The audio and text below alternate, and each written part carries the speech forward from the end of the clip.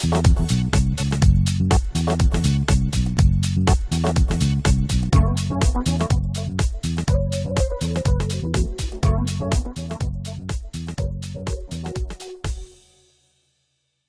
nderuar shikues, përshëndetje. Sot nuk do të kemi emision të zakonshëm të Imazhit, por kemi vendosur që të sjellim për ju përmbledhjet e emisioneve më të mira të sezonit të vitit e kaluar. Pra viti 2018 ka qenë jashtëzakonshëm për Imazhin me shumë debate e intervista. Kryetema padyshim ka qenë dialogu Kosovë-Serbi, temë kjo që do të na përcjell më shumë gjas edhe këtë vit. Gjatë minutave në vazhdim do të mund të ndihni debatet dhe intervistat më interesante të realizuara gjatë shtatorit në Imazh. Po s'po mërzit na për Ballkanin, ndojmë mos. Po lesi na ka rrogalla mbesin ç'a bëhet me Bosnën. Është puna e Amerikës, e Gjermanisë, e tjerë ç'a bëhet me Bosnën. Unë e duam zi problemet e mia. E Bosnës ka ndodhur, po e Bosnës ç'a bëhet me Maqedoninë, me Bosnën. More po duam zi unë problemet e mia. Ki shqiptar dhe në Malzi. Çka nëse fillon ty një zinxhir i pandalur që do të fillon. Po po duam zi me, po inshallah nëse i zgjidhun me Serbinë me paqe, këtë more le zgjidhet edhe Maqedonia, edhe Malzi, edhe Bosnia. Po nuk ka shans të zgjidhet me Serbinë me paqe. Ka zgjidhet me Serbinë me paqe. Po çu s'ka mundsi. Po patjetër. Po veç me paqe, se s'na lojnë, nuk na lën ndryshe. Nuk kemi na ata faktora, sot as ne, as Serbia, që mund ta zgjidhim ndryshe. Ne vetëm me paqe mund ta zgjidhim, nëse jo na që ku jemi. Do me këtë zgjidhje këtu jemi. Si mundet me pas zgjidhje me paqe kur i kish shtetet evropiane si ke pras Gjermania, e cila ty ta ndal ose thot që nuk e pranon ndryshimin e kufive. Si mundet mu zgjidh me paqe një problem në cilin ti e ki një individ, jo institucionit, i cili deklaron ose vjen me këto zgjidhje. Çka kemi ne sot në tavolinë? Kemi një platformë e cila nuk ka kalu në përjetën institucionale. Kjo ka qenë edhe komenti zoti Murati, që mos lidheni me individin. Jo, s'po lidhem me individin, ne po lidhem me procesin. Procesi është jo legjitim. Nuk kemi proces legjitimum prej kuvendit Kosovës. Nëse kjo mos do gjosh kon kuvend, po ti e bën shumë mirë, po s'mundet. Po jo, tash me i bëu apel kuvendit, me pranu diçka. Një marrëveshje komenton kuvend. Në mënyrë klandestine jashtë kuvendit, që nuk e ka përkënjën e forcave politike. Që ne do natyrisht që çdo gjë kthehet në kuvend. Çdo gjë. Se ti e din që marrëveshjet ndërkombëtare realizohen me 2/3. Domethënë mund të kallzon me variantin më të keq. Për kuvendin dhe për skenën, presidenti tha që nënshkruan diçka atje. Kundërshtim me këtë vullnetin e forcave politike. Dhe pastaj ka dash 3 vite kuvendit, pastaj vjen kuvendin e Kosovës dhe me se në marrëveshje ndërkombëtare, kushtetuta përcakton që marrëveshjet ndërkombëtare do të kalojnë me 2/3. Ndryshimi i kufive të Kosovës është problemi i cili nuk e destabilizon vetëm Kosovën edhe domosdoshmërisht e bën një funksional jetën Kosovë, po kam i bën në gjithë Ballkanin e para. Ndryshimi i kufive në Kosovë pa marrëveshje paqësore. Besimit mirëfillt as për marrëveshje më të thjeshta, e lëmë për shkëmbim territoreve. E treta, ndarja e vijave etnike nuk ka sjellë nuk mundet me sjellë zhvillim. Është ndarje vija etnike. Është ndarje vija etnike, problemi sa ti bën shkëmbim territoreve në baza etnike, se ti duhet mi pyet njerëzit, mi pyet njerëz, po çu është problemi më i madh Problemi më i madh Kosovë nuk ka qenë e kemi këtë pyetje për njerëz mungesa e sundimit ligjit, mungesa e zhvillimit. Merret ti pushtetin edhe vendose pushtetin atje në veri. Po leso që harroka edhe naivitet kjo. Pse më njëri Fatmir Limaj? Pse se Ramush Haradinaj, si kryeministër ka thënë që unë nuk jam i gatshëm për shkak të temave. Çka ka më fol Fatmiri atje? Fatmiri megjithatë si kryeministër duhet me qenë njëri prej tyre. E çka ka me fol? Mirë. Çka ka me fol? Unë mendoj që nëse atje kemi me fol për fonde pensionale, kemi me fol për trupat pa gjetur, mas mirë me dërguar një njeri që e kupton drejtën ndërkombëtare për shembull. Pja fos kështu. Hajde bëjmë pra platformën dhe i tregojmë çka për drejtën ndërkombëtare. Me këtë respektin për zotin Limaj. Mirë bre, ajo është, si me thonë, negociat finale për thujë, fas finale. Ai nuk ka temë caktuar bre tash? Kjo problemi. Që nuk ka temë caktuar. Pra, po dërgoni njerëz pa e ditë për çka kemi me fol. Na pju thujmë, hajde mirëm i vesh për çka guxojmë e çka s'duhet me fol, edhe atëherë bëjmë ekipin. Ju po thuni, jo mos bëni kur gjë opozita se na e kena bërë tash ekipin. Dardan, as bëmi sinqert. Shumë. A e pruni qeveria në parlament platformën. Nuk pat gatishmëri me tërheqi vetë qeveria. E di pse e tërheqi, sepse në vend se të bisedonin për platformën, u çun pesh edhe folshin për individin që nuk kishte temë çasaj platforme. Po pse një qeveri efikase siç po e thon ti, dorëzohet kaq lehtë. Që ku e ka platformën, hajde ulëm i folim e ndërtoj. Jo su dorëzu, po e tërhaqe që s'keni vullnet. Jo më kush ka vullnet, unë u myta se 2 muaj të i jam të thonë për ty. Po s'ka lidhje, hajde të ecim bashkë. Po pa që tjerë kanë. Pse po e kapni temën e një interesi nacional jetik të Republikës Kosovës. Pra, një farë, themi, ka përcimit madh të një problemi i cili fatkeqësisht e ka marrë këtë Kosovë peng tash 18 vjet, të bojmë bashkë bre. Ku ky problem na dy s'po kuptohemi, a di pse? Për shkak se ti po bjen tash në mbrojtje të pozicionit vetë vendosjes së LDK-s cilë më shumë po mirën me hashimin se me platformën. Unë veç po mbroj platformën me rezolutive. Po ty duhet jemi në ç't vi. Po hajde të votojmë çto. Po se ke çit platformë. Ju se kom qit 20 korikut jam të ju prit. Okej. Apo thu s'ka filluar sesioni vjeshtor. Çe presëm sesionin vjeshtor e çesëm pra. Ne tërheqë këtë rezolut. Po ecim tutje. Po në debatin pra për Hashim Thaçin. Se me tërheqë debatin. Hashim Thaçin në thirr. As bën opozita me thirr debata? Jo, ka thirr për Hashim Thaçin. Pse o problem me fol për Hashim Thaçin në kuvend? O presidenti i kësaj republike. Se me bë temë. Po se o presidenti i cili po fol sana që s'duhet të fol. Do të fol për platformë apo do të fol për individ se duhet mi da këto. Pse jeni të bindur që do të japen territorin e Serbisë? Kjo është çështja. Po pse ai e bindur ti që nuk do të jepen? S'kam bindje unë, po pyes. Po edhe po pyes.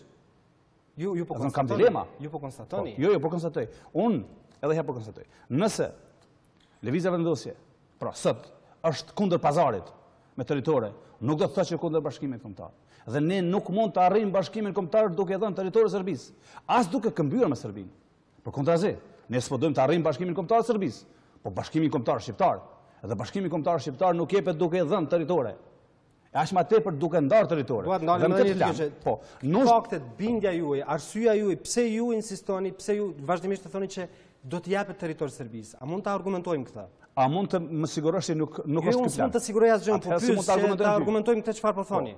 Atëherë pikërisht duke ditur ato çfarë po përgatit Thaçi dhe Vučići. A mendoni që Thaçi dhe Vučići kanë arritur që t'ja kthejnë Preshevën, Medvegjën dhe Bojanosin Kosovës dhe Vučići sot të thotë më fal Kosovës që ti ka mbajtur të gjitha këto? A pretendojmë që do të jenë këtu? Apo është e kundërta?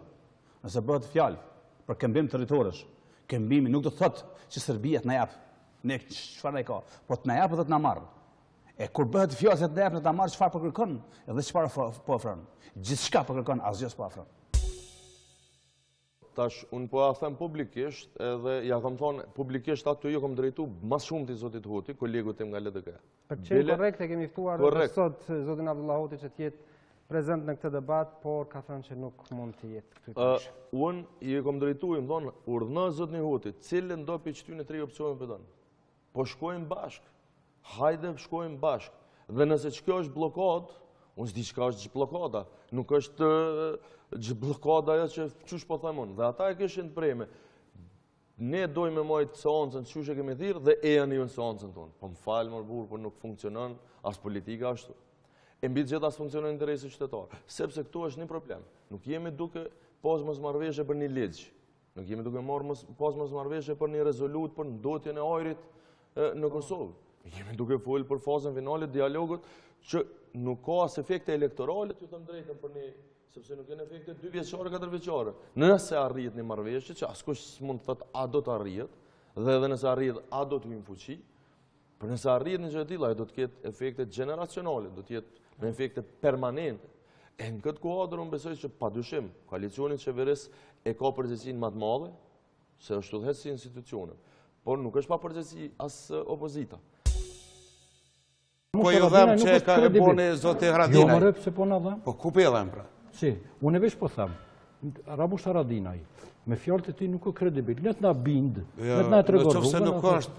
Në qëse nuk është Ramush Haradinaj kredibil, atër kredibilitetin nuk ekziston më. Nuk ekziston, se mos të ju atër nuk ka, se me këtë thonë jeti pe ullë vlerën tonë, sepse ku më shmu kanë ti kredibil në krasu me Zotin Haradinaj. Jo, unë e pëhamë dhe si kryeministër, lebo për kontributin e ti, sot, aj po ta bje ligjin për ushtrin, nuk e pyt për fat kështë ashtë po du të me thonë nuk i ka pyt edhe sërbë, se po t'i kështë pyt edhe prap këj ligjë nuk do të kështë e ardhë prej qeveris, ta ka pru ligjën, e kim mundësin, kundërshtoj e prap. Jo, ti po thu ligjën, jo po Zotin Haradinaj. Atëherë votoj ligjën, le Zotin Haradinaj, se mirë Zotin Haradinaj, në të vazhdojnë kështu edhe liberalizimin e vizës, edhe ushtrin, edhe Interpolin, edhe rritën e tyrave, edhe kemi thonë që është një kryeministër i vendimet të mëdha. Ju e po i pengon ajto vendimet të mëdha. Jo, në përflasëm për produktet, për rezultatet. A ka ma vendim të madh, se sa me ta prusot me votu ti për ushtrin. Që sa ko, 20 vite, është gjelar me shku, 20 edhe mëndëru ekonomista. Ka mund të dhe në parë me të njëjtë procedurë pra me pru. Jo, pëse se kanë pru, sepse s'ka qenë mundësia dhe rafona tash po normalisht, pse kush e krijon? Ose ka ardhur prej Zotit, faleminderit Zot, që na ki pru këtë mundësi, ja kemi thonë faleminderit Zotit Haradina, ja Zotit. Përveç këtyre debateve për dialogun, posaçërisht për idenë për korrigjim kufish, ka pasur debate të nxehta edhe për ushtrinë dhe për listat e veteranëve të UÇK-s. Listat e veteranëve të rrajshëm u shndruan në debatet e ashpra dhe disa deputet u arrestuan pas akuzave të bëra, edhe në këtë studio. Për këtë akuzën që po flitet, unë nuk kam marrë kur diçka ngjajshëm, as akt akuzë nga një prokurori apo gjykatë e Kosovës. Që një vit të gjysmë unë pe përfundoj edhe burgun, pa ditë se a jam i akuzuar ajo. Do të jam gjyku, që një vit të gjysmë unë dhe familja ime. Rastin konkret se familja ime ka pas një presion shumë madh lidhur me këtë çështje, edhe dje për ta ka ndodhur ofendimi më i madh që ka mujtë me ndodhë ndonjëherë për familjen tanë. Do të thotë prej një të zgjedhurit të prokurorisë speciale që është dezerter, është hajn, është idiot, është rrogaq, në qoftë se babën tam ka mujtë me ofendu, se s'flas për vllaznin, se janë gjallë, babën e ka kudër, për nonën nuk flas. Nuk flas, se nona mundet me konë ma burrë saj, edhe se burri saj.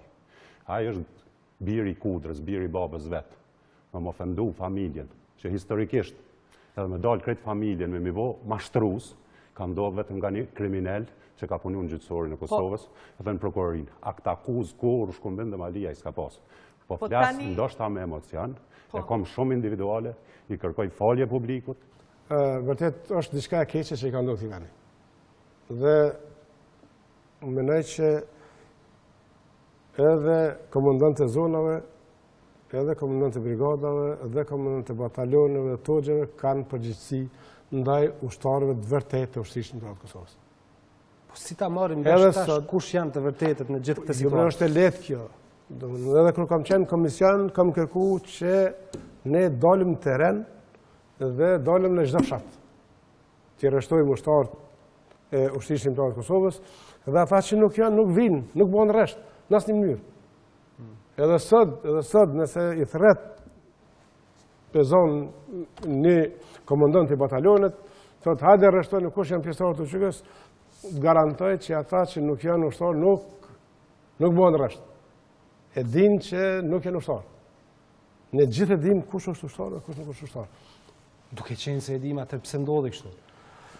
Po tash kjo pse është në më pikpyetje, unë e di që kjo që po ndodh me veteranët e UÇK-s nuk është e padrejtë. Dhe më vjen keq për ushtarëve vërtet, dhe më vjen keq për një pjesë që i poshtë në lista, si ushtarë të rrajshëm, a një pjesë e modhe atyre di që i kanë qenë ushtarë, vërtet ushtarë të Ushtrisë Shqiptare të Kosovës. Ushtarë të mirë të Ushtrisë Shqiptare të Kosovës. Dy shok, kolegë që kanë ardhur prej Amerike, dita e parë e tyne, po nikosisht është dita fundit në vijën e frontit. Kanë shku dita parë që kanë shku në vijën e frontit, a ditë ka përfundu lufta, njëri është vrarë. A është dëshmor? Sigurisht që është dëshmor. Pse ky tjetër atë nuk është veteran kur kanë qenë një radhë bashkë, nisti kanë qenë bashkë. Njëri është vrarë dhe njëri është dëshmor. Ka mujtë më vrarë ky tjetër. Ata djem që kanë qenë... shtyeni përpara iniciativën për ndryshim të ligjit. Ata djem që kanë qenë me armë dhe nuk kanë nikë, pa dallima ka qenë një muaj, 6 muaj, mendoj që duhet me konë veteran. Nuk jam në asë të një formë, që dikush që nuk ka qenë në luftë me konë veteran. Dhe në asë një formë, në asë një rrethon nuk e mbështes një emër cili do koftë, që nuk ka qenë luftë të gëzoj statusin e veteranit. Çfarë thot për ju sot rivarimi i kolonel Ahmet Krasiqit në Kosovë? Pikërisht në Vareza dhe dëshmor në Prishtinë, duke qenë se keni qenë vartës i tij. Po. Është një ndjenjë veçantë që besoj mund të përjetohet vetëm një herë në jetë. Këto janë momente që pretësisht mbesin e memorie. Edhe pas 2 dekadave ne ende kemi kujtimet e freskëta lidhe me luftën, se ato kujtime janë të përjetshme.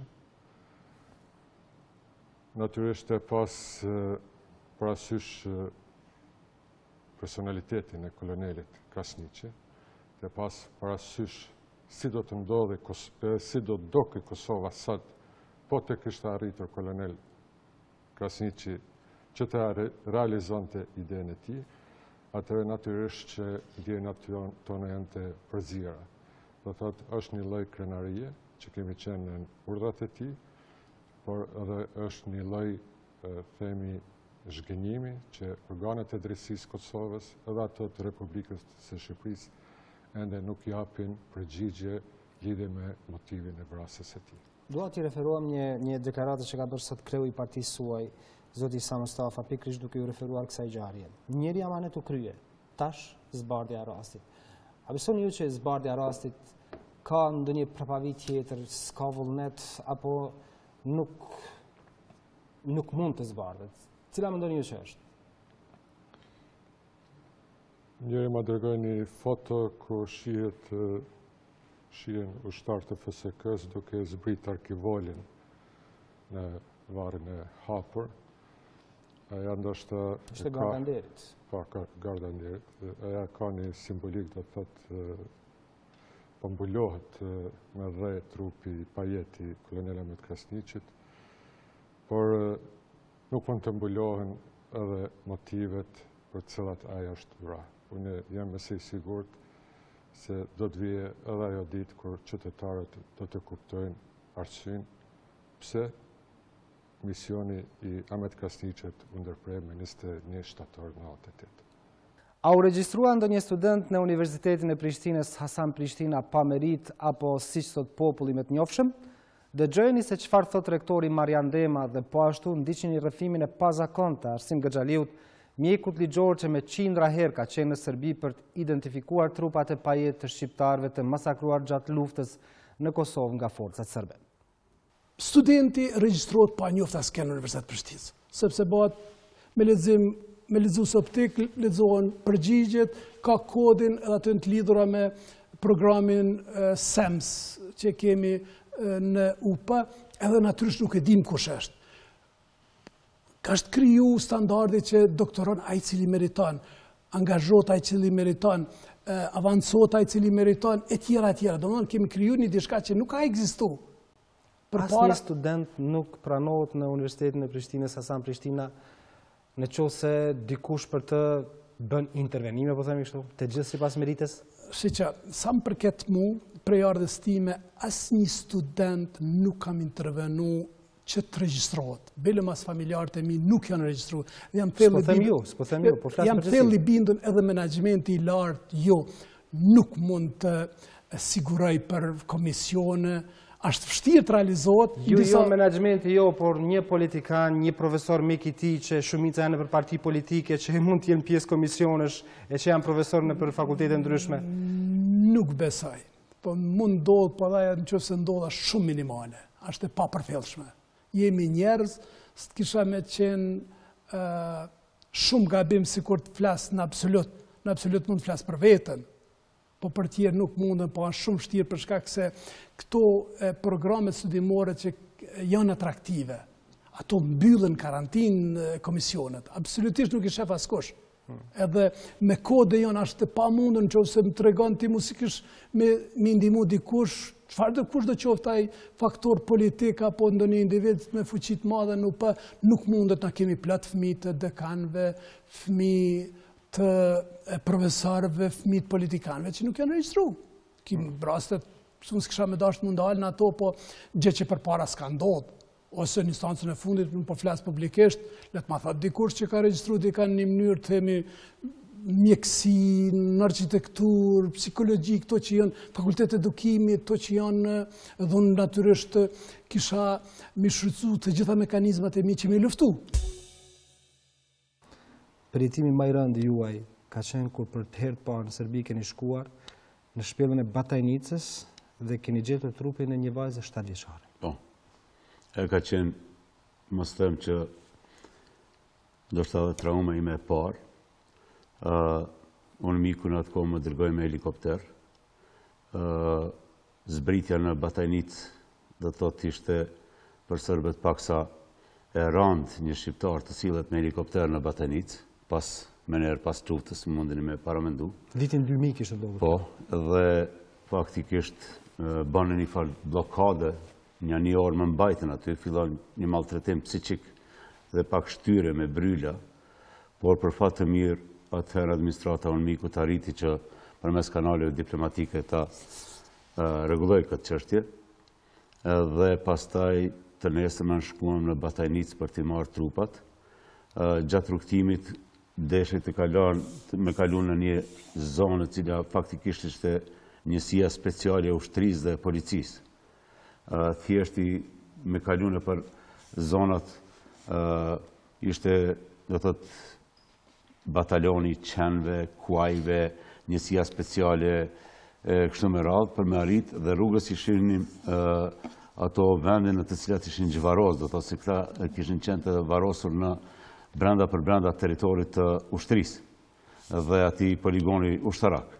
Kanë qenë dikun rreth 9 bareza masive, të cilat 2 kishin rezultu negative dhe 7 pozitive, nëse cilin për afërsinë nga 150 trupa kishin qenë në ato vareza. Me njerë pas luftës, për shkak të vëllezërve Bytyqi, do thotë, është bërë zbulimi këtyre varezave, dhe thjesht sërbët ekspertët mjekëligjor të Serbisë kishin filluar dhe kishin hapë vetveti ato vareza. Pastaj çfarë kanë bë? I kanë marrë ato, në afërsi kanë qenë një 10 shpella, të cilat në mes të luftës parës dhe të dytës, një austriaka, gjerman, kështë qenë pronari atyre shpellave për kultivimin e këpurdhave në atë kohë, ishin në njëherë afër lumit dhe ishin të futura në kodër, në thellësi, ku temperatura nuk shkon të mi 4-5 gradë, do të thotë. Ishin nga 30 deri në 50 metrat e gjata, dhe në atë vendi kishin rendit, do të thotë, trupat pas asaj punës të cilën ata faktikisht e kishin bërë. Janë bërë 20 transfere prej Batajnicës. Në varësisht prej asaj se sa donin ata i lëshonin, ndë njëherë vetëm 8 trupa, ndë njëherë 15, 25, 30, do thotë 20 transfere kanë qenë prej Batajnicës. Në të njëjtën kohë patëm fillu me punu edhe në Petrovo Selo. Petrovo Selo është, do të thotë, vendi ku të ndalim të kjo vajza njerë, pastaj të vazhdojmë me këto tjera, sepse rrëfimi për këtë vajzë më ka dukur shumë prekës. Ka qenë po i citoj çfarë keni thënë. Shpella numër 3, edhe bazuar në identifikim është dashur ta marrim atë. I kishin futur në disa thas të thjesht dhe afër secilit thes i kishin qitë në thas të specave, rrobat e tyre. Për shkak të lagështisë, ato faktikisht kishin filluar edhe me myk, do thotë. Dhe thjesht, ajo kishte qenë një vajzë 7 vjeçare dhe vrimën nga preda kishte pas mu në ballë. Kur i morëm edhe robet, se kishin në nanash, a i thesi u shqydis, që doli manga e gjaketës, edhe në atë moment më duhet cikur me thonë ku jeni deri tash, çka keni bërë deri tash, dhe qështë si disa zana, ajo ka qenë momenti, apo më thëmë, trauma e parë e kësaj pune të cilën kur nuk e harojnë në jetë.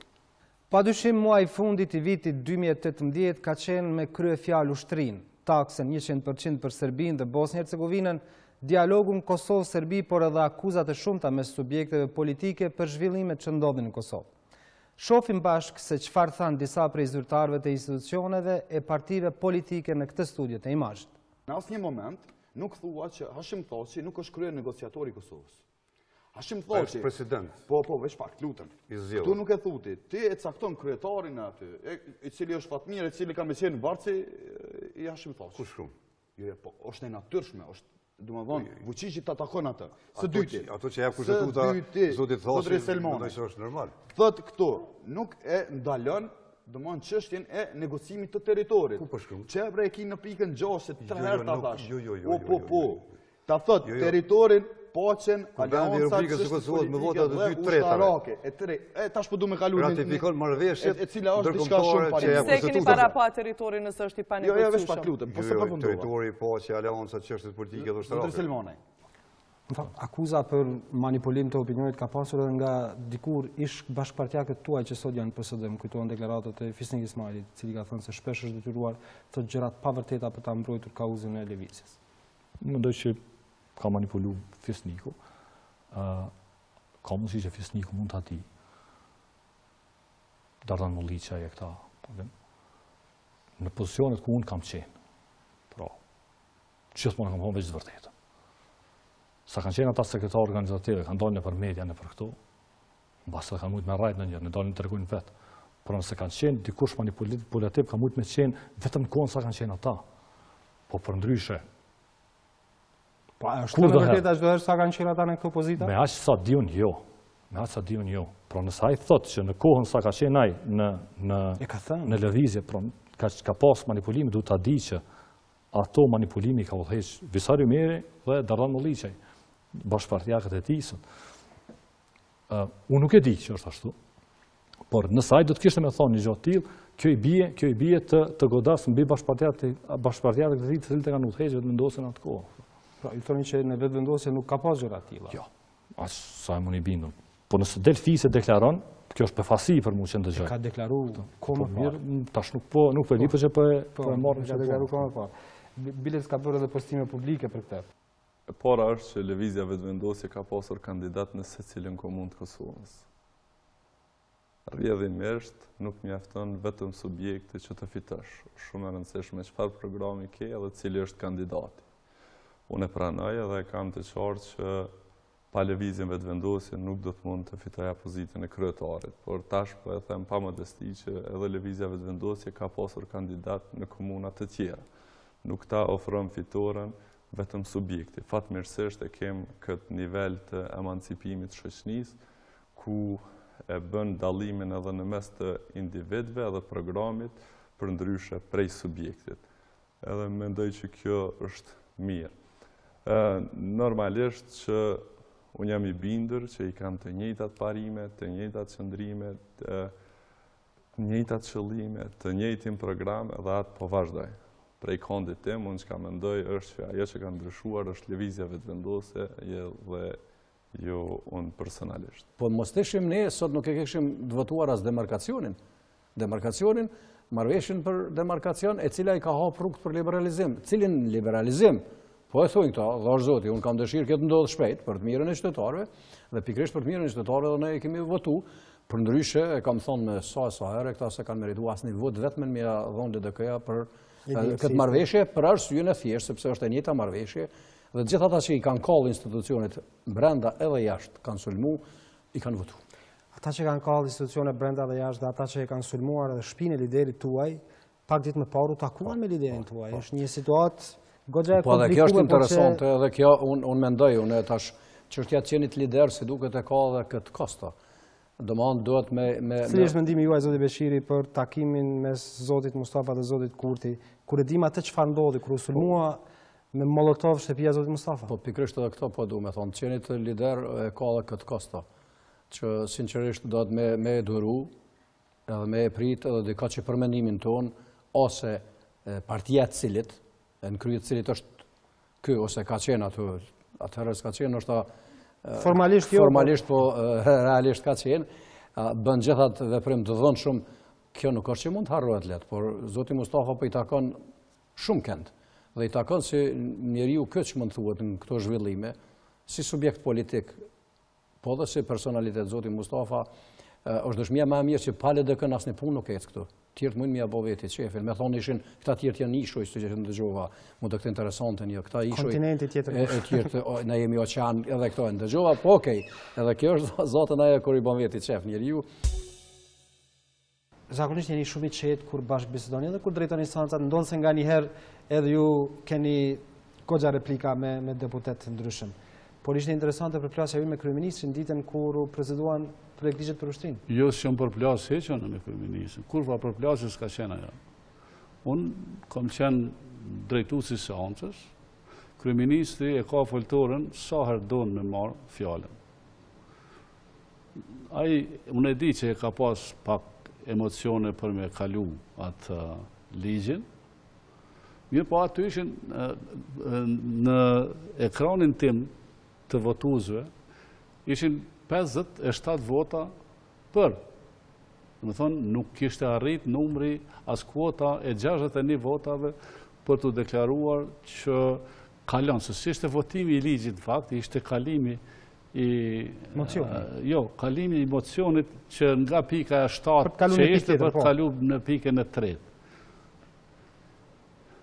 Dhe edhe unë në herë nëzihë, po edhe aj e boni atë që e keni pa dhe, po nuk ka qenë, edhe aj e kuptoj drejt, edhe nuk ka qenë përplasje absolutisht. Unë bile për kundrazi, kam një jetë aty dhe unë nuk e konsideroj përplasje timen, është përplasje me institucionin. Dhe kur është pyetje institucionin, unë e maj qëndrimin e institucionit, nuk maj qëndrimin tim. Se me konë me kryeministin, unë ullna, rije, bëjmë muhabet, qysh nga të pëlqen neve. Aty, aje ka pozicionin e vetë dhe e ka foltorën. Cilësimin që ka pas Ibrahim Rugova në kohën kër për flasmin, kohën kër e ka shtu detyren, dhe naturisht kjo mund përballot, nuk është vënë kur. Nuk është vënë kur, ata mund të deklarohen, të rishikojnë këtë pozicion, dhe është ma mirë me rishiku, se sa naturisht Ibrahim Rugova se jamën i takon kërisë shqiptarëve ku dhe që jetojnë tash, po nuk për i takon këti grupi politik i cili asë njerë nuk ka bërë respektin më të vogël për Ibrahim Rugovën. Asë një homazh dhe asë një lule dhe asë një lutje dhe asë një simbolik të vetme, qoftë edhe politike, karshi Ibrahim Rugovës nuk ka ndodhë. Edhe 20 vjetë mas luftës, edhe 30 vjetë mas veprimtarisë ti politike si lider ja vetëm i LDK-s. Kështu që është ma mirë me rishiku pozitën e tyre, Glaukus në kryetari i lëvizjes edhe kolekte tyre, se sa më morë me ne, sepse ne jemi gardian të rrugovizmit. Jemi gardian të partë rrugovizmit dhe kemi metë për të një jetën. Se përket transformimit të forcat sigurisë Kosovës në forcat armatosura, ne si Ministri Financa dhe gjatë dëgjime bugjetore e kemi financu 100% ato që kanë kërkuar Ministria FSK-s. Ju keni vërejt që update në mbledhjen e qeverisë me rastin e diskutimit dhe trajtimit buxhetit është paraqit një kërkesë shtesë me qëllim që të jemi në përputhje me dinamikën e plotë sa i përket aspektit të financimit dhe transformimit të kësaj force edhe për një shumë prej 2 milion euro dhe unë si Ministri i Financave automatikisht jam pajtuar dhe i kam gjetë burimet e fondeve për me e plotësu kërkesën e Ministrisë FSK-s dhe buxhetin Kuvendit e Republikës Kosovës është proceduar në harmoni të plotë 100% me financim që është kërkue nga Forca e Sigurisë Kosovës dhe është e parapome edhe për 3 vitet e ardhshme financimi si pas nevojave tyne që ata i kanë strategjitë tyne për transformim. Unë besoj që kjo është një top prioritet për vendin.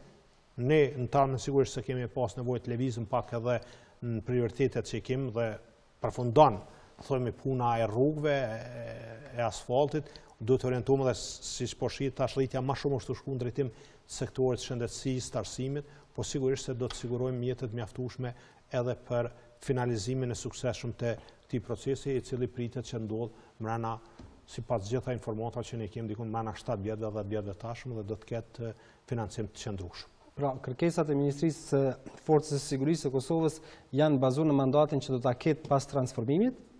Kërkesat e Ministrisë Forcës së Sigurisë së Kosovës janë bazuar në mandatin që do ta ketë pas transformimit dhe financimi është bën përputhje me kërkesat e tyre, do thotë asnjë cent më pak ne nuk e kemi buxhetuar se ata që kanë kërkuar. 100% kërkesat e tyre ne kemi financuar dhe besoj që kështu do të jetë në tamë.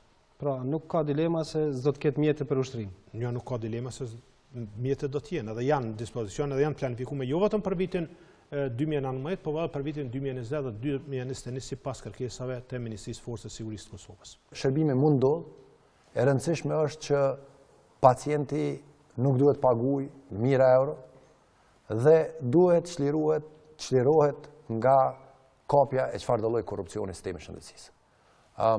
Dhe nëse ai korrupsion është edhe pasiv, pra që ti e prish një aparatur dhe krijon mundësi që shërbimit lypet jashtë vendit, edhe pse nuk është korupcion direkt, po është korupcion që po quaj pasivun në këtë rast, prapë duhet me kuptu që na duhet me u largu nga ajo, nga ai mentalitet, dhe unë kam desht zbashku me menaxhmentin që të godasim pikrisht aty ku thonë që nuk mund të bëhet. Ju kujtohet ndoshta edhe fillimet ka pas raportime shumë nuk mund të bëhet, edhe unë studiet të RTK-s skepticizëm ka pas shumë skepticizëm. Dhe tani unë kam besu në punën e mjekëve tonë. Kam besu në reformën e menaxhmentit. Kam besu që Kosova ka kapacitet brendshëm për me realizu projekte të cilat krenojmë gjithë. Dhe projekte të cilat na mbrojnë, na ruajnë, qoftë në aspektin financiar, qoftë në aspektin shëndetësor. Dhe më kujtohet në studiet RTK-s jam përballë me pyetjen po çka nëse bjen sistemi. E thash nëse rrëzohemi 5 herë do të ngritemi 6 herë. Pra që do të vazhdojmë, do të tentojmë ta bëjmë, sepse sistemet shëndetësore në gjithë botën kanë probleme, kanë sfida të mëdha. Kemi pasur takimet pa numërta me prokurorët e UNMIK-ut, e ULEX-it, tani edhe të prokurisë shtetit Kosovës. Vazhdimisht marrim lajme ose raporte, them më shumë kumtesa personale nga gjitha këto prokurori që rasti po procedohet, kemi avancuar, do të shikojmë së shpejti, po kjo së shpejti ju bën 18 vite dhe nuk kemi asnjë rezultat. Tash unë nuk jam prokuror, nuk jam jurist, nuk e njoh mirë atë fushë, mirë po nëse që 18 vite nuk ka asnjë rezultat, atëherë unë si qytetari të cilit i është vrarë babai që para 18 viteve, unë e barazoj tërë këtë punë me zero. Rezultati është jo ekzistent. Askush nuk është vendosur para gjyqit, askush nuk është gjykuar, askush nuk është dënuar për këtë rast. Andaj, si qytetari thjesht unë them që rezultati gjitha këtyre prokurorive të Kosovës që nga pas lufta deri tani është zero. Pra, ju thoni që ta sqarojmë edhe një herë. Ju thoni që babai juaj është vrarë nga ata njerëz të partive politike që mund të kenë qenë vitet e fundit në pushtet, ose mund të jenë sot në pushtet? Unë nuk e përjashtoj atë, as nuk do doja të bëj me gisht nga cilat do parti. E rëndësishme është që ata që e kanë vrarë babin, ose më saktësisht ata që kanë dhënë urdhrin për ta vrarë babin dhe gjithë aktivistët tjerë të asaj kohe, qëllimin e vetëm e kanë pas të vinë në pushtet. Emri partisë ose bindjet e tyre politike janë pa rëndësishme, rëndësishme është dëshira dhe etja tyre për të ardhur në pushtet. Por ju, a keni një target se kush, cili grup mund të jetë ai? Po jo, fatkeqësisht me këtë do duhet merre prokuroria dhe ne nuk po shohim asnjë rezultat. I takon atyre që dalin me një rezultat dhe thonë që ky e ka vrarë, ose këta e kanë dhënë urdhrin, e pastaj përkatësia e tyre partijake është dytësore, ta them vërtetën edhe pa rëndësishme. Rëndësishme është që gjejmë ata që kanë menduar që duke vrarë Xhemal Mustafën është në rregull vinë në pushtet. Partia është e parëndësishme. Edhe nuk ka më ullë asë një zyrtar i shtetit Kosovës aty ku nuk shkuën në Republika Kosovës. Garantoj. Edhe dëgjoj, jo, valon, kjo është tashmo po ndodhë. Nuk ka me hy asë një malë në Kosovë i cili nuk e nje Republikën e Kosovës. Prandaj kjo taks nuk u vënu mu hjek, mëski dherët, që kjo taks ka me deri në njojë në vetë si përruke për kasisht deri sa Kosova i nuk e bërë. Edhe unë besoj që qeveria dhe të bjen, taksa do të hiqet masi që të bjen qeveria. E përmendë shpesh e valon pëse ky dherë tyti, që ka është gojnë as bjen qeveria, ne po flosim për një vendim me impact nacional. Vendimi ka dy mesazhe. Qa, bën me thjeshtu? Vendimi ka dy mesazhe. Mesazhi i parë është sëlb direkt ndaj negociatave që dikujt as pi pëlqen pse nuk ka pjesë e tyre. Ato më me konë arsye tjera. Jo, më është e vërtet. Rregull. Zoti Aradina i vet, një familje vullnetarisht ka edhe dyta vendimi është popullist edhe elektoral. Do me thonë, është njëjtë sikur me hyrë një biznesmen me një firmë, edhe me u bë punëtorëve pak para se me japë rrogën 2000 euro, mas nesër me qëtë pikone, me thonë sa keshën i patë rrogat e moja, dole one që ja urzej rrogat fizike një posë. Po ndodhë në 2021, po jo në 2018. Kombet ka përfundu formimi i tyne edhe në aspektet sociologjik në shekullin më mëdhej. Me hadin fakultet dëgjoj ligjëratat për teorinë e kombeve edhe hadin fal. Në shekullin më mëdhej. Dëgjoj, mos më fal to se është turp. Nale që diskutojmë. Jo, kam përfundu. Nale që diskutojmë se takon me ligjëratat e kombeve. Ashtu si nuk ka drejtë të shkosh goja pyetën në Xhazocet, mësoj kimi. Feudalizmi ka pasur. Se njëri ka të drejtë apo opinionin. Jo, ka dhënë. Basta do çdo mohabet. Ti po don me nuk është, dëgjon, nuk janë këtë temë barabartë. Po unë hapa, po ti po do me se s'ka të drejtë se njëri të hapë mendimin e vet për kombin. Po nuk po jep të mendim për shumë, po shpjegon teori, cilën nuk është ka të drejtë ta bëjë zoti Spahiu, ka të drejtë. Po nuk ka të drejtë se nuk është nivel për me diskutu. Jo, nuk kem se sa cili sa dinë është tjetër. Kombet nuk formohen laboratore, kombet nuk formohen tavolina. Mos ma trego mua atë, mos ma trego mua. Në rrethana historike. Po flasim për Juve, po flasim për opinionin e zotit Spahiu. Flet për opinion, po ekziston një komp shqiptar. Argumentin tuaj. Edhe nuk ka komp tjetër. Dëgjoj, atëherë na duhet ta ndërtojmë debatin tjetër. Jo, absolutisht. Do të flasim një herë për këtë çështje, pastaj do të. Ideja është që tha se kur i thua përfaqësues e Kosovës, po e mohon kombi. Unë po them që nuk është kështu, sepse dhe kombe shumë të mëdha e shumë të vjetra thonë përfaqësuesja jon. Përndryshe, nuk e mohon kombi. Okej, edhe unë dakord Nex, kur doni diskutojmë këtë temë. Atashehu Ashtarak është një pjesëtar i FSK-s, i cili është i atashuar pranë ambasadës Republikës Kosovës këtë rast Shtetet e Bashkuara të Amerikës, ku puna primare e tij është koordinimi i aktiviteteve me Departamentin e Mbrojtjes. Pra është pika kontaktit i gjitha koordinimeve që koordinohen me këtë rast me Pentagonin. Në njëjtën kohë detyra e tij është që të punojë, që të rrit bashkëpunimin, që të ketë sa më shumë përfitime shteti ynë. Tjetër është qasja në punat hulumtimi në qasjen e industrisë ushtarake, bashkëpunimi me atashet tjerë në vendin Prec për rritjen e bashkëpunimit, si dhe është prezentimi në forumet formale ushtarake, qoftë cilësinë e dëgjuesit, qoftë prezantimi i vendit tonë në vendin Prec. Dhe ju jeni në Shtetet e Bashkuara të Amerikës, dhe punë keni me Pentagonin, e dim kush është Pentagoni, si është të shërbeni atje? Po, fillimisht është ndërë të shërbej Shtetet e Bashkuara të Amerikës, duke pasur parasysh ndihmën dhe atë që kam bërë Shtetet e Amerikës për neve, ne kemi një bashkëpunim të mirëfillt me ta. Kontakti është në baza ditore dhe për çdo gjë që ne kemi dhe nevojë, kemi mbështetjen e plot dhe jemi duke punuar së bashku që këtë bashkëpunim ta thellojmë dhe të vazhdojmë në tutje së bashku me ta.